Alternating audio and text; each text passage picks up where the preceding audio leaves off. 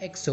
दोस्तों, हमारे मन में जैसे ही किंग्स ऑफ के पॉप का नाम आता है उसमें सबसे पहले हम लोग चेहरा देखते हैं एक्सो ग्रुप का। गैस क्योंकि ये ग्रुप इतना पॉपुलर था अपने टाइम में कि इस ग्रुप ने बस कुछ ही कम टाइम में इतनी पॉपुलैरिटी हासिल कर ली थी जिसके लिए शायद ये पूरा यूनिवर्स भी कम पड़ जाए। दोस्तों, आज एक्सो ग्रुप को हर एक एक्सो फैन या फिर हम कहे हर वो बीटीएस फैन या फिर हर वो कोई के पॉप फैन एक्सो को भूल ही नहीं सकता। गैस क्योंकि ये ग्रुप इतना ज़्यादा पॉपुलर था जिसकी कोई लिमिट नहीं थी। इसके सॉन्ग, इसकी इंटेंस कोरियोग्राफी, जिसके गाइस फैंस दीवाने थे। दोस्तों, आज मैं आपको एक्सो से जुड़े हुए और साथ में उसके ग्रुप मेंबर से जुड़े हुए कुछ ऐसे फैक्ट बताऊंगा क्यों आखिर ग्रुप के 3 अहम मेंबर ग्रुप को डेब्यू होने के बस कुछ ही सालों बाद छोड़ के चले गए। और उसकी वजह का रीज़न अगर आप लोग सुनेंगे तो शायद आप लोग भी शॉक्ड हो जाएंगे। तो गाइस, इस वीडियो को अंत तक देखिए और अगर आपने अब तक मेरे चैनल को सब्सक्राइब नहीं किया है तो जल्दी सब्सक्राइब कर दीजिए और बेल आइकन को दबाना ना भूलिए। तो चलिए मैं इस वीडियो को शुरू करता हूँ बिना किसी देरी के। गाइस, मैं आपको एक्सो के बारे में बताऊं उससे पहले हम लोग थोड़ा सा एक्सो के बारे में जान लेते हैं उनके फैक्ट बताने से पहले, और साथ में उसकी कंपनी यानी SM एंटरटेनमेंट के बारे में। दोस्तों, सबसे पहले मैं बात करता हूँ एक्सो के बारे में। दोस्तों, एक्सो का डेब्यू 2012 को 8 अप्रैल के दिन किया था। दोस्तों, एक्सो में टोटल 9 मेंबर्स हैं जिनके नाम है एक्सोमिन, सूहो, ले, बाइकियन, चैन, चैन्यूल, डियो, काय एंड सेहुन। लेकिन दोस्तों, एक्चुअली इस ग्रुप में टोटल 12 मेंबर एग्जिस्ट करते थे, यानी कि इस ग्रुप के 3 मेंबर जिनका नाम है क्रिस, लुहान एंड जेटायो। दोस्तों, 3 मेंबर डेब्यू होने के बस कुछ ही 1-2 साल बाद इस ग्रुप को छोड़ के चले गए। दोस्तों, एक्चुअली इसके पीछे का एक बहुत बड़ा रीजन था SM एंटरटेनमेंट। दोस्तों, 14 फरवरी 1995 को लूसो मैन ने फाउंड किया था। SM एंटरटेनमेंट एक मल्टीनेशनल साउथ कोरियन कंपनी है जो गैस बाहरी देशों से भी कनेक्टेड है, जैसे कि चाइना, जापान या फिर और भी अमेरिका जैसे देशों से भी ये कंपनी कनेक्टेड रहती है। और गैस हर साल लगभग ढेर सारे चाइनीज आर्टिस्ट SM एंटरटेनमेंट में सिलेक्ट होते हैं। एंड गैस इसकी वजह से SM में ढेर सारे ग्रुप ऐसे भी है जिनमें केवल चाइनीज मेंबर एग्जिस्ट करते हैं। और गैस SM एंटरटेनमेंट को एक बहुत ही खास कंपनी माना जाता है आज के टाइम में गैस, क्योंकि इसलिए SM एंटरटेनमेंट अपने किसी भी ग्रुप के सॉन्ग को रिलीज करने के बाद उस सॉन्ग का एक चाइनीज वर्जन भी निकालती है। यस गाइस, एक्चुअली SM के हर एक ग्रुप में कम से कम 1 से 2 या फिर 4 चाइनीज मेंबर तो एग्जिस्ट करते ही है। तो इसके लिए guys special SM entertainment Chinese members के लिए स्पेशल MV निकालती है। यस गाइस, चाइनीज सॉन्ग्स के लिए भी अलग से एक MV निकालती है SM एंटरटेनमेंट, और गाइस उनके लिए भी एक अलग से कोरियोग्राफी वीडियो, परफॉर्मेंस वीडियो भी होता है। एंड गाइस इसकी वजह से SM एंटरटेनमेंट और उनके ग्रुप्स स्पेशली चाइना में बहुत पॉपुलर है। तो गाइस एग्जैक्टली एक्सो भी एक ऐसा ही ग्रुप है। लेकिन गाइस आप लोग जानते हैं कि एक्सो गाइस जो पूरा ग्रुप है गाइस उसका डेब्यू टोटल 12 मेंबर के साथ हुआ ही नहीं था। एक्चुअली गाइस बात यह है कि एक्सो गाइस 2 यूनिट्स में डिवाइडेड है, यानी एक्सो के और एक्सो M। दोस्तों, इन दोनों ग्रुप्स का डेब्यू तो एक ही तारीख को हुआ था 8 अप्रैल को, लेकिन ये दोनों ग्रुप्स के मेंबर को डिवाइडेड कर दिया गया था। मतलब दोनों ग्रुप्स में 6-6 मेंबर्स को डिवाइड कर दिया गया था, जैसे कि एक्सो के में सूहो, बाइकियन, चैन्यूल, डियो, काय और सेहुन है। तो वहीं पर गाइस एक्सो M में एक्सोमिन, लुहान, क्रिस, ले, चैन एंड जेटायो है। और गाइस इन दोनों ग्रुप्स की खास बात क्या आप लोग जानते हैं दोस्तों कि एक्सो के स्पेशली कोरियन वर्जन्स में सॉन्ग को प्रोड्यूस करता है, तो वहीं पर गाइस एक्सो M स्पेशली केवल चाइनीज वर्जन्स में ही सॉन्ग को प्रोड्यूस करता है। मतलब गाइस कोई भी सॉन्ग रिलीज होने के बाद ये दोनों ग्रुप्स उसके अलग अलग वर्जन्स निकालते हैं, जैसे कि कोरियन और चाइनीज वर्जन। तो गाइस एग्जैक्टली इस ग्रुप का डेब्यू तो एक ग्रुप के तौर पर ही होने वाला था, यानी 12 मेंबर्स के तौर पर। लेकिन गाइस उस टाइम पर इतने कुछ मेंबर्स, बड़े बड़े ग्रुप्स में इतने बड़े बड़े मेंबर्स, मतलब इतने सारे मेंबर्स के तौर पर किसी भी ग्रुप को डेब्यू करवाना थोड़ा डिफिकल्ट रहता था उस टाइम पर। हालांकि वो बात अलग है कि SM एंटरटेनमेंट पहले से काफ़ी ज़्यादा बैलेंस कंपनी थी, काफ़ी ज़्यादा रिच कंपनी थी, तो इसके लिए SM के लिए एक ग्रुप का डेब्यू करवाना कोई बड़ी बात नहीं थी। बट गाइस SM ने ये सोचा कि इन दोनों ग्रुप्स को, मतलब है कि एक ग्रुप का डेब्यू करवाने से अच्छा है कि हम 2 अलग अलग यूनिट्स का डेब्यू करवाएं। मतलब गाइस 2 अलग अलग यूनिट्स में 6-6 मेंबर डिवाइड कर दिए जाएंगे, जिसमें SM एंटरटेनमेंट पहले ही कोरियन वर्जन होने के बाद चाइनीज वर्जन रिलीज करता था तुरंत। तो गाइस एग्जैक्टली इस बार SM ने ये किया कि इस बार SM ने 2 ग्रुप्स को, 2 यूनिट्स को बनाया जिनमें एग्जैक्टली बैलेंस मेंबर को डाला जाएगा और उसके बाद वो दोनों अलग अलग वर्जन्स को रिलीज करेंगे। तो गाइस एग्जैक्टली ऐसा करने के बाद स्टार्टिंग में एक्सो काफ़ी पॉपुलर हुआ।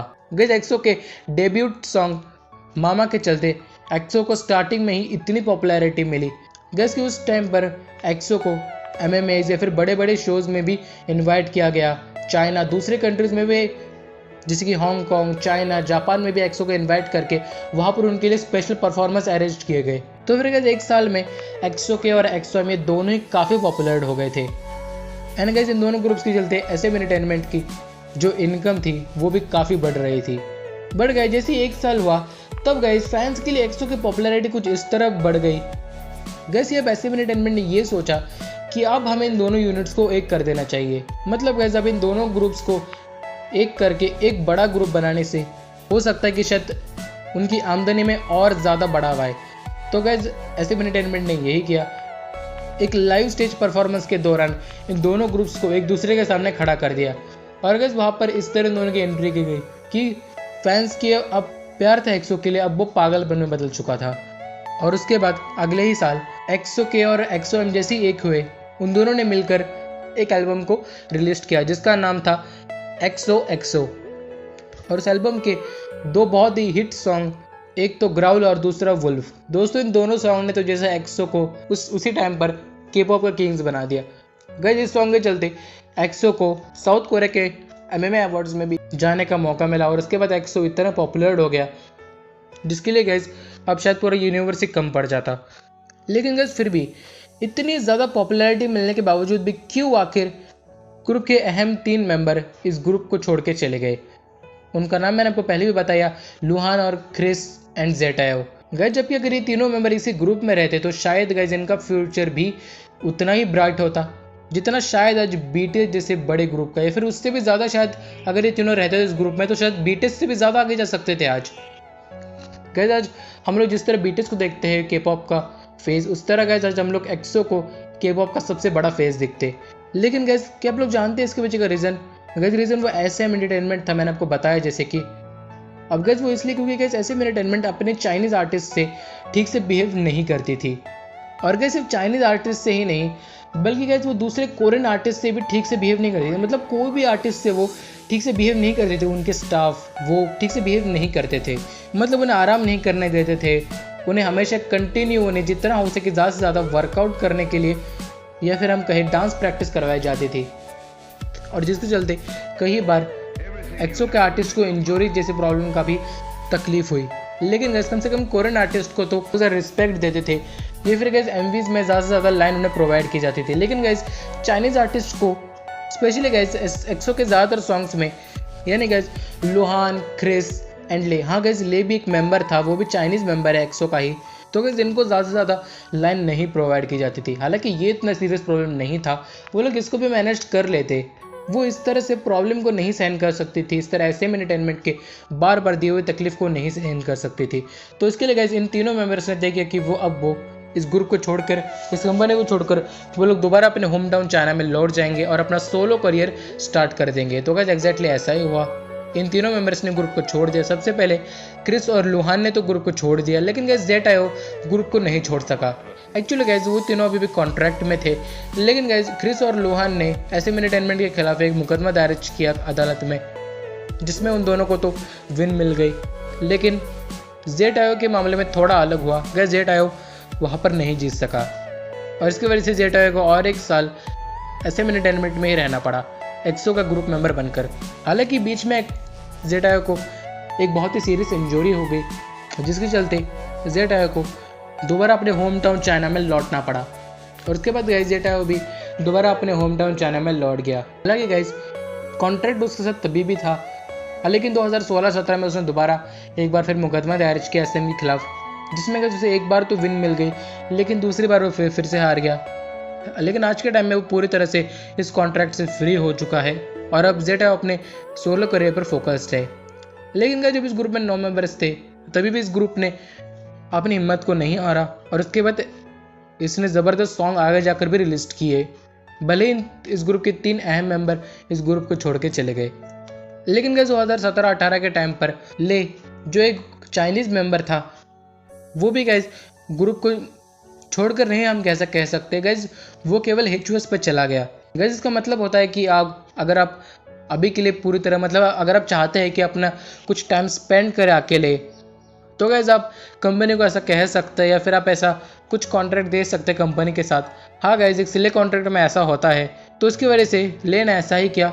ले ने कहा कि वो कुछ देर के लिए अपनी सोलो एक्टिविटीज़, अपने कुछ चाइनीज़ एक्टिविटीज़ को पूरा करना चाहते हैं। इसके लिए गाइज ले दोबारा चाइना में चला गया और ले ने वहाँ पर कुछ टाइम तक अपना सोलो करियर ही स्टार्ट रखा। और उसके बाद एक्सो ने आगे जाकर अपने सॉन्ग्स को रिलीज किया। लेकिन गाइज 2021 में ले की एक बार दोबारा वापसी हुई एंड उस समय सिर्फ लेके ही नहीं बल्कि पूरे एक्सो ग्रुप की हुई थी। हालांकि देखा जाए तो उस टाइम पर ग्रुप में सिर्फ 7 ही मेंबर थे, जैसे कि बाकी के मेंबर सुहो एंड चेन ये दोनों अपने अपने मिलिट्री सर्विस में थे और गैस अभी भी वो अपने मिलिट्री सर्विस में है। देन गैस 2021 में दोबारा एक्सो की वापसी हुई, जैसे कि मैंने आपको बताया अपने song don't fight with feeling के साथ। लेकिन इन सब चीज़ों के बाद ले पूरी तरह से SM के कॉन्ट्रैक्ट से अब वो छूट चुका है। इसका मतलब ये नहीं है कि वो अभी एक्सो का एक मेंबर नहीं रहा। गज ले ने कहा है कि वो एक्सो का मेंबर हमेशा ही रहेगा, वो एक्सो का मेंबर था और एक्सो का मेंबर ही रहेगा। और गज ले ने साथ में ये तक कहा कि अगर उसके मेंबर को उसकी कभी ज़रूरत पड़ी या फिर जब भी उसके किसी भी मेंबर को उसकी ज़रूरत पड़ेगी, वो जहाँ भी होगा वहाँ से वो दौड़ा दौड़ा चलाएगा। एंड ऑफकोर्स यही एक रीज़न भी था जिसकी वजह से ले ने अंत तक एक्सो को नहीं छोड़ा था। देन गाइज मैं इस वीडियो को यही ख़त्म करता हूँ और आशा करता हूँ कि आपको ये वीडियो ज़रूर पसंद आया होगा। और अगर वीडियो पसंद आया है तो इस वीडियो को लाइक कर दीजिए और चैनल को सब्सक्राइब करना मत भूलिएगा। देन गाइज मैं इस वीडियो को ख़त्म करता हूँ यहीं पर। बाय गाइज, अगले बार एक नए वीडियो में लौटूँगा।